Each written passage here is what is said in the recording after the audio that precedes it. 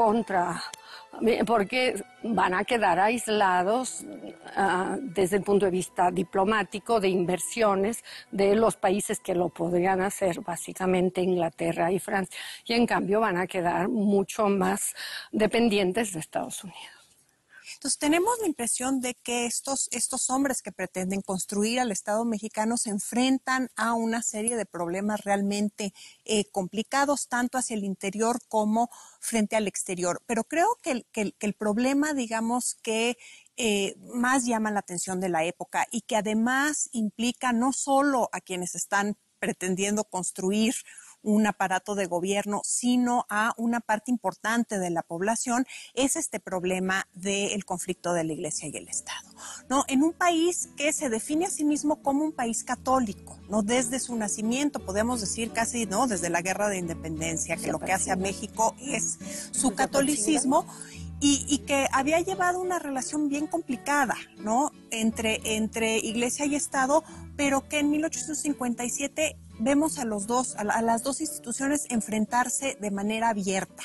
¿Cómo llegamos a esto? Creo que se llega a eso por vía de lo mucho que comparten, porque creo que no hay un Estado ni hay una iglesia, sino hay un Estado-iglesia. Y es una herencia de la monarquía española que no se ha resuelto. Como acabas de decir, México con su independencia se declara un Estado católico. Sí. Entonces, en el Estado católico, dos brazos del Estado son el gobierno, por un lado, y la jerarquía eclesiástica por el otro. Y podríamos decir que lo que resume la sensación más prevaleciente en la época de Iglesia es que la Iglesia somos todos.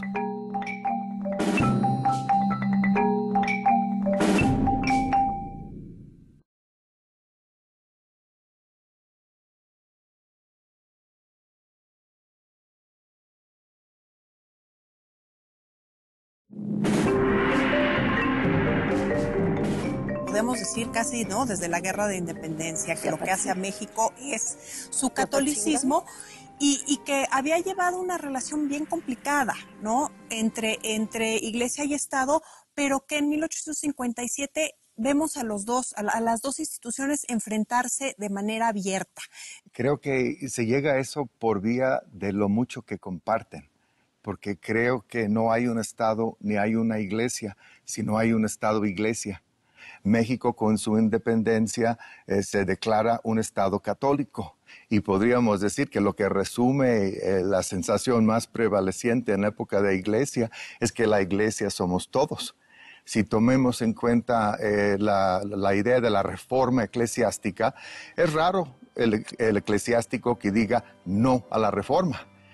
Dice, vamos a hacer la reforma nosotros, los eclesiásticos, porque nos corresponde. Y por parte del gobierno dicen, ¿cómo? Si nosotros todos somos católicos y todos estamos comprometidos en esto, ¿cómo no vamos a ingerir, cómo no vamos a incidir en la reforma de la Iglesia que nos es propia a todos, ¿no?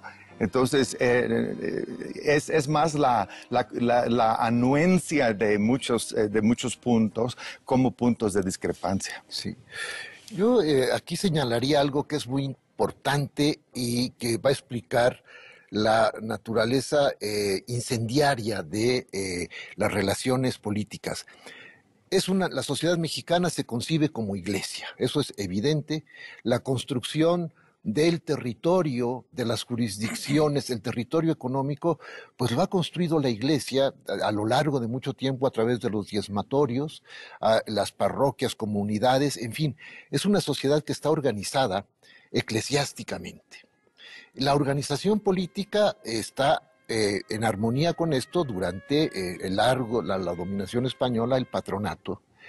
Los problemas afloran muy pronto en cuanto una autoridad política se declara no eclesiástica, no necesariamente vinculada a la Iglesia, sino en armonía con la Iglesia, pero aparte. Y empiezan los problemas cuando el juramento de las constituciones, por ejemplo. Todas las constituciones está el nombre de Dios, la religión católica, apostólica, romana será la religión, la única tolerada, la nación la protegerá con leyes sabias y justas. Sí, pero en el momento en que el Estado dice, como problema hacendario, en algunos estados, Jalisco notablemente, el artículo 7º de la primera Constitución de Jalisco de noviembre de 24 ya, el Estado determinará los gastos y se hará cargo de ellos, los gastos del culto religioso. Entonces ahí saltan ya chispas, porque la iglesia dice, no, pues nosotros tenemos que administrar el patrimonio de la iglesia. Si no hay patronato en la nación mexicana, esto es un movimiento cismático. Y ese es un primer momento de gran conflicto que se resuelve gracias a que se hace federal la relación con la iglesia, con las autoridades eclesiásticas. Y entonces, por ahí, y se propone siempre un concordato que nunca se firmó. Un concordato al que no llegamos, pero que está latente el problema de la falta de concordato y va a ser una de las piezas fundamentales, problemáticas en la reorganización de México. Y vamos a ver personajes perfectamente católicos, perfectamente practicantes, que tienen que enfrentar en su calidad de políticos, ¿con quién te vas? ¿Con melón o con sandía en este momento? Y eso es un problema de conciencia para muchos mexicanos que va a tener que resolverse en el momento de la plena radicalización. Eso que se llama la guerra de reforma, que sí fue, en este sentido, una revolución social. ¿Una revolución social y una guerra religiosa? Pues los liberales católicos, que eran la mayoría, habían sido educados católicamente, no la veían como una guerra religiosa. Precisamente lo que estaban tratando de señalar es el límite de lo religioso y de lo social propiamente, y que en cuanto comunidades temporales o una sociedad temporal, eso quedaba a cargo de autoridades no eclesiásticas, y que la parte sacramental, espiritual, quedaba plenamente en manos de los ministros de lo sagrado, para usar las palabras de William Taylor, ¿no? Entonces, lo que pasa es que la sociedad se ha integrado de tal manera que no se puede separar. No se puede separar tan fácilmente por decreto. Entonces, lo que uno tiene son realidades que van a acumular conflictos hasta que se decida por las armas en la guerra de reforma. Hay que tomar en cuenta que la práctica cotidiana, el estado civil de las personas en cuanto a sociedad funcionando formalmente, se realizaba a través del ritmo sacramental. El bautizo, no había actas, no había registro civil. El matrimonio era un sacramento. La defunción era registrada en los libros parroquiales, y no eran cementerios, eran camposantos. Se tuvieron que hacer cementerios para los extranjeros de la secta protestante, como se decía. Se tuvieron que secularizar muchos espacios para dar cabida a agentes del siglo moderno, sin entrar en conflicto con la iglesia.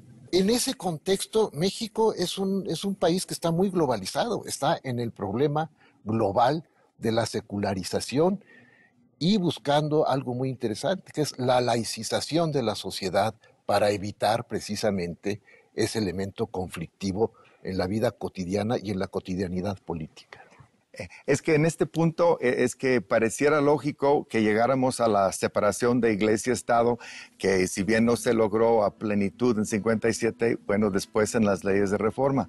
Pero hay una etapa previa y muy inmediatamente previa, que es la propuesta de garantizar como derechos ciudadanos los sacramentos, y de incluso hacer una procuraduría dependiente del Tribunal Superior de Justicia para garantizar que los ciudadanos recibieran esos sacramentos. Y eso es una propuesta que se maneja entre fines de 56 y 57. Sí,